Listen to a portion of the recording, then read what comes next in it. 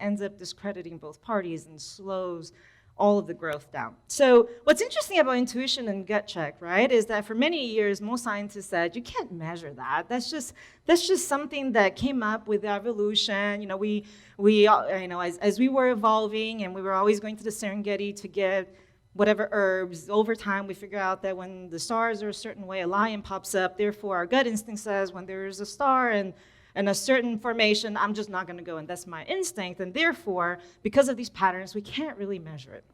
So Dr. Joe Pearson from University of South Wales in 2017 says, you know, I want to challenge that. I want to try to measure intuition and gut check. So he grabbed 2,000 folks in Australia, put them in a room, and went through this study with them. And each one of them were given 20 minutes in a dark room, that a screen just like that, and held these dots, black dots that would move left and right, ever so slightly, sometimes faster, sometimes slower, but tons and tons of dots. So much data that they had to rely on their gut instinct at the end of the study to say whether or not the dots were moving left or right. But he didn't stop there.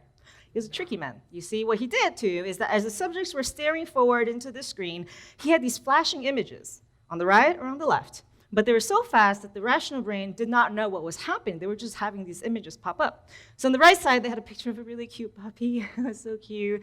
And it was very positive and, you know, gave you all these warm and fuzzy feelings. And the left side was danger. There were guns and snakes and really scary negative things. So at the end of the study, what he found out is that those that were given positive messages with cute puppies and babies felt like their guesses were better.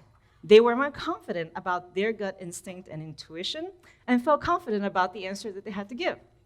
And those that were presented really nasty pictures and scary danger pictures either couldn't respond and say, listen, I don't know. They were just moving. I can't tell you left or right.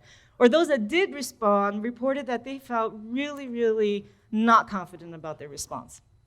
And I really like this study because it goes to prove that there are ways in which human intuition and gut instincts can actually be measured. And I think as technologists and data scientists, when we are at a crossboard, we do have a culture change and we're shifting towards the fourth industrial revolution. And you are working with people who rely very heavily on their instincts and guts to move the business forward. I'd like to challenge you to think about what are some of the ways in which you could influence that.